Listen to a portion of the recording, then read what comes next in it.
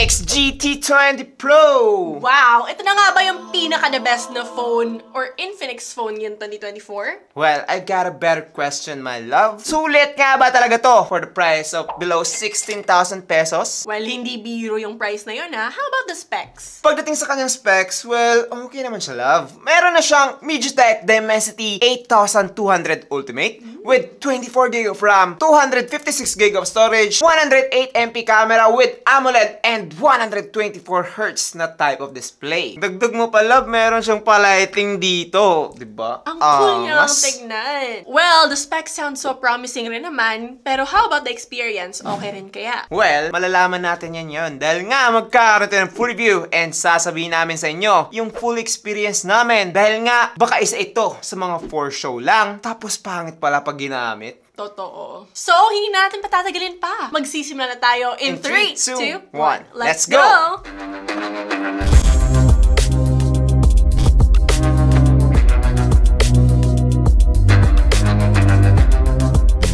Hey, what's up guys? I'm GP. And I'm Christine. And this is JTeen TV. Now, let's take a look at this Infinix GT20 Pro. Ayan, as you can see guys, the back portion is superb. Ang ganda niya and napaka-cool. Lighting pa lang, talaga nga namang bubulaga na siya sa'yo. Yes, the lighting is called Mecha Loop Lighting and meron ka talagang iba't ibang choices pagdating dito. Pwede mo tong magamit sa incoming calls, notifications, charging, music, and more. Yes guys, sumasabay to sa inyong mga music and napaka-cool niya talaga. Pagdating sa kanyang build quality guys, eto nga pala ay merong plastic back and plastic frame, which means it's very lightweight despite all of the patterns and the lighting that makikita nyo dito sa kanyang likod. The overall design of this phone is made for gamers and talaga namang magugustuhan mo to kapag ikaw ay into Mobile Legends. Also guys, I think that the camera module at the back is very futuristic kasi nga naman tingnan nyo ang laki at ang laki rin ng kanyang mga camera circles dito guys. Pero it complements to the overall design. Hindi siya yung parang overpowering. Kaya naman napakagandang tingnan. Dagdag mo pa na meron kang free case dito na talaga namang magandang tingnan. O diba? Protected na, aesthetic pa. Yes guys. By the way, para naman sa kanyang buttons and ports, almost the same lang naman sa mga usual phone na nahahawakan namin. As you can see dito sa ibaba nandito yung kanyang SIM card tray, which holds dual nano SIM cards. Katabi nito ay ang kanyang microphone, Type-C charging port, and speaker. Dito naman sa right side, andito po yung kanyang volume rockers and yung kanyang power button. While dito naman sa top, nakalagay yung kanyang secondary speaker, secondary microphone, and yung kanyang IR blaster. Also guys, meron siyang branding dito. Sound by JBL daw. Which is very exciting, especially kapag ka maglalaro ka na. Feeling ko ang booming ng sound and mas nakakadagdag siya sa ganda ng inyong experience. O diba? Ang lupit. Malakas siya, maganda yung kanyang sounding, and also, okay na talaga siya, especially for its price. Now, napansin nyo naman diba na wala siyang fingerprint button? Dahil yan guys, nandito na sa mismong display yung kanyang fingerprint scanner. Yes guys, meron na siyang in-display fingerprint scanner dito, pero kapag basa naman ninyong mga kamay, well definitely pwede rin kayong gumamit ng face unlock. So, andito rin yun. Speaking of basa, eto nga pala guys ay protected na ng IP54 dust and water resistant. Which means guys, na hindi siya masyadong prone na masira kapag ka nabasa siya ng mga talsik ng ulan o di naman kaya yung mga minimal lang na pagkabasa. Kaya naman, mas protected talaga ang inyong mga phone. Overall, pagdating dito sa design and build nitong phone na to, okay na talaga siya. The only problem is, medyo kapitin siya ng mga fingerprints and smudges, kaya naman kapag gagamitin nyo to, will definitely use the free case na kasama niya. Now, let's talk about the display! Yes guys, dahil eto ay mayroon ng 6.78-inch AMOLED display. With 144Hz refresh rate, 1080p Full HD Plus resolution, and can go up to 1,300 nits of peak brightness. Yes, and based on experience, napakaganda niya talaga at first glance dahil napaka-less na ng kanyang bezels and punch hole display na siya. Kaya naman, kung kayo ay mahilig manood ng movies, this is the perfect phone for you. Actually, love, akala ko talaga pangit siya. Like, hindi talaga ako nag-expect na ganito kaganda, ganito ka-classy yung display na ipoprovide ng Infinix. Dahil nga, yung mga past phones sila is not that very good pagdating dito, guys. Pero, Yeah, they proved us wrong dahil this time, nag-release na talaga sila ng isa sa pinakamagandang display na nakita ko with high resolution and very vivid yung kanyang details. So, I think nakikinig naman din talaga sila sa comments. Also, bihira lang din sila maglabas ng 144Hz na talaga namang napaka-smooth, walang lag, and very responsive na type of display. So, para sa inyo guys, kapag kayo mahilig mag-scroll, mag-Facebook, TikTok, and things like that, well, definitely wala na yung problema dito kay Infinix GT20 Pro. Yes guys, dagdag mo pa yung kanyang high brightness which is very good even if you're outdoor. Kaya naman etong phone na to is very rugged and may-use mo talaga siya kahit nasan ka man o kung ano man yung ginagawa mo. Overall, gustong-gusto talaga ni Lavi yung display nito dahil nga eto ay mabilis and malaki. Well, yeah. Parang akin. Huy.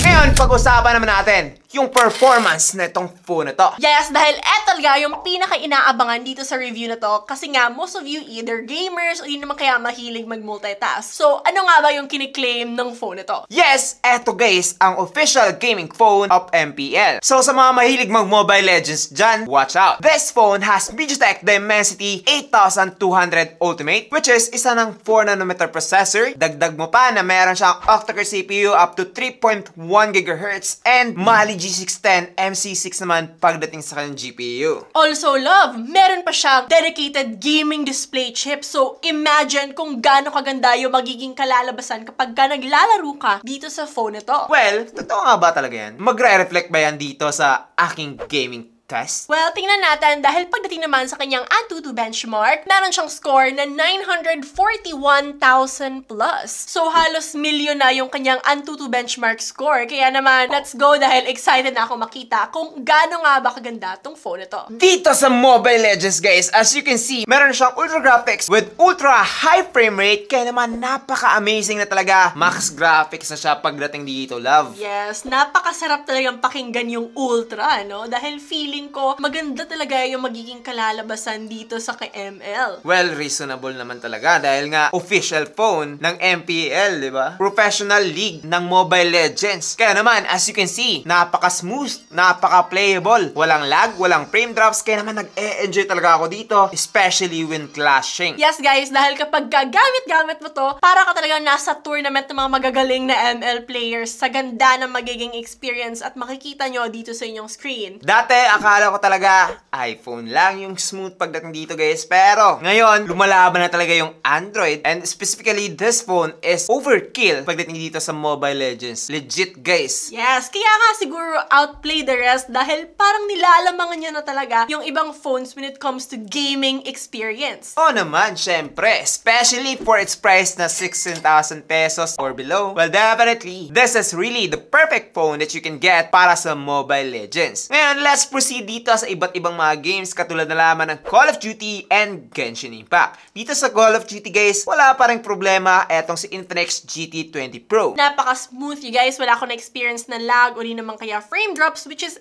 good, and dagdag mo pa na napaka-boomy ng kanyang sounds. Kaya naman pag nagpuputukan, talagang namang enjoy na enjoy ako dahil mas madali kong nalolocate yung kalaban. Ha? Kapag nagpuputukan? Harsh! Nag-e-enjoy ka talaga? Yaks! Nice. Kung naghahanap ka na isang Call of Duty phone, well, definitely, Infinix GT20 Pro is more than enough. Pero dito naman sa Genshin Impact, eto, mabigat to. Akala ko talaga maglalag siya dito guys, pero as you can see, smooth na smooth pa rin talaga siya when playing Genshin Impact. Siguro mag-iinit lang siya ng konti dahil nga, mabigat talaga ang game na to. Eto talaga yung tester ko. But so far guys, yung kanyang animations and graphics is napaka-crisp talaga. Kaya naman, kapag kayo mahilig mag-Genshin Impact, naku po, recommended ko na etong si Infinix GT20 Pro. Iset nyo lang mabuti yung kanyang settings and you will get the best experience that you can get at this price point. Ngayon, pag kayo naman ay hindi gamer and multitasker lang, well, definitely, I also really recommend this phone dahil eto guys, kung gaming pa lang, okay na siya. How much more yung mga usual activity lang like scrolling, online classes, o di naman kaya online business, talaga nga namang okay na okay rin with this phone. Yes, again, meron siyang 24GB of RAM plus napakalaking storage na 256GB. Kaya naman, okay na talaga to sa inyong mga daily activities. Also guys, dagdag pa natin na ito ay merong UFS 3.1, kaya naman yung pag-open ng mga apps, ng mga downloads ay napakabilis na talaga with this phone. That is why overall, perfect na talaga to para sa inyong mga daily activities, and definitely mag-enjoy ka na talaga with this phone na hindi kayo makaka-experience ng mga lag and sakit sa ulo. In terms yung paggamit niya, gano'n nga ba siya natin katagal ma-enjoy? Well, pagdating dito sa kanyang battery, eto guys ay meron ng 5,000 mAh battery with 45 watts of fast charging. Kaya naman pagdating sa paggamit, love, naku po, isang araw dito is okay na talaga. Pero kapag matipid ka talaga, hindi mo ginagamit yung high refresh rate, hindi mo in-on yung kanyang lighting dito sa likod, well definitely aabot ka talaga ng 2 araw with this phone. Well, understandable naman kasi etong phone na to is really made for multitasking. Kaya naman mas madali talaga siyang nadidrain as usual. Tapos meron pa siyang 45 watts, and according sa charging time namin, nafa-full na siya ng around 1 hour and 15 minutes. So,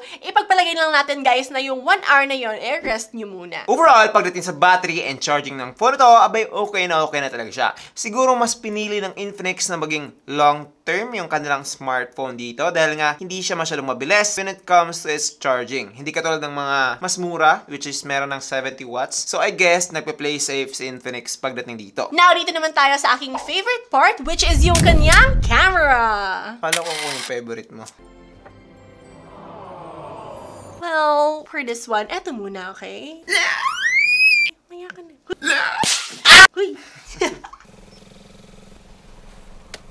No! Now, as you can see guys, ito sa kanyang camera module, makikita tayo ng 3 bilog. Ito ay ang kanyang 108 megapixels na main camera with f1.8 with 2MP macro and 2MP depth. Meron din itong optical image stabilization. That is why mas stabilize na inyong mga result dito with quad LED flash. Dito naman sa kanyang selfie, meron tayong 32 megapixel selfie camera, which is, I think, pretty good na rin for its price. Isa talaga sa mga surprising about this phone, love, is that gaming phone siya, pero 108MP. Tapos, Totoo. maganda pa yung camera. Kaya naman guys, hindi na talaga magsisisi kung hindi talaga kayo fully gamer dahil etong phone na to, maganda rin pang online business o di naman kaya for daily updates sa inyong social media. When it comes to objects, napakaganda talaga, napaka-crisp talaga ng kanyang color dito. Maganda yung kanyang saturation, napaka-vivid, and okay na rin yung kanyang color reproduction. But when it comes to humans, guys, well, I can say na dapat i-secure nyo yung inyong lighting and angle kasi may tendency siya na hindi masyadong accurate yung skin color. Either too saturated siya, guys, or incorrect yung inyong skin tone. But pagdating sa kanyang resolution, guys, napaka-sharp naman niya, and also kapag ginamit nyo yung kanyang 108MP mode dito, abay makakakarap ka talaga ng photo kahit na napakalayo and kahit na napakaliit. As you can see dito guys, napakalayo. Pero kapag kinarap natin, abay medyo less lang yung nakuha na resolution, pero makikita pa rin. Also guys, meron din siyang iba't ibang camera features kagaya na lamang ng time-lapse, AR space, document scanning, pro mode, super macro mode, and slow motion. And also, meron din siyang unique feature which is sa transient devices mo lang makikita, which is etong sky shop. So dito guys, pwede nyo palitan yung color ng sky ng iba't iba. Pwedeng aurora, twilight, and many more. So you can definitely be creative with this phone. Pagdating sa kanyang video guys, what I really love about this is nakakakuha na siya ng up to 4K at 60 FPS. Yes, napaka-smooth, napakaganda na nitong gamitin pang vlog. Kaya naman guys, kapag kayo mahilig mag-video, nako po, take a look at this. Napaka-stable dahil nga meron na siyang optical image stabilization. Maganda yung kanyang video quality, and overall for its price, recommended ko na talaga to. Now, when it comes to selfie video camera naman guys, makakakuha tayo ng up to 2K at 30 FPS, pero kung mas prefer nyo yung 60 FPS, well, click nyo na lang yung 1080p at 60 FPS. So, it depends na lang sa inyong preference. Ngayon, kapag gusto nyo namang pagsabayin yung video ng back camera and selfie camera, well, definitely, you can do that with this phone dahil nga meron siyang dual video. Kaya naman, with this feature guys, makukuha mo na yung inyong POV and yung inyong mga reactions. Overall, when it comes to its camera and video quality, I can say na it's unexpected kasi kahit gaming phone yung isa sa pinagmamalaki ng phone na to, well, it's really good when it comes to its photo quality and video quality at wala rin talagang tapon, kaya naman masasabi kong sulit tong phone na to. Yes, I agree. Siguro meron lamang mga konting mga adjustment na pwedeng gawin kung gusto talaga nilang maging perfect even pagdating dito sa kanyang camera. But for me guys, na hindi masyadong nag-expect pagdating dito, nako po, na-surprise talaga ako with this phone. That is why for us, okay na talaga talaga to for its price. Overall, guys, going back to the question, eto na nga ba ang pinaka-the best na Infinix ngayong 2024? Well, yes! Bakit nga ba? Pagdating sa kanyang build, okay. Sa display, Yes. okay. Sa performance, Definitely. okay na okay. And sa kanyang camera, Napakaganda rin. so overall, perfect na pala siya. Pagdating naman sa kanyang price, Napaka-worth it na with all the features na pwede nyong ma-enjoy dito sa phone ito. so, kung nagtatanong at nagdadalawang isip ka pa na bumili netong Infinix GT20 Pro para sa inyong gaming and iba pang ginagawa, well, definitely, wag na. Dahil eto guys ay merong launch price na 13,999 lang, tapos meron pa siyang kasamang gaming kit. O, di ba? Ang lupit. Wag na kayong magdalawang isip, guys. Dahil eto na talaga ang isa sa marirecommend namin na napakaganda for a price of 16,000 pesos. So, love, kung tatanungin kita ulit, sulit ba to? Well, all I can say is sulit na siya, and para sa akin, wala na akong hahanapin for may 16,000 pesos dahil eto guys is almost complete package and too good to be true na talaga yung kanyang nabibigay. So, I guess that's pretty much it for this video, guys. I hope na nag-enjoy kayo. I'm JP. And I'm Christine. And this is JTN JTN TV. TV. Thank you for watching. And God bless. Bye-bye. Bye!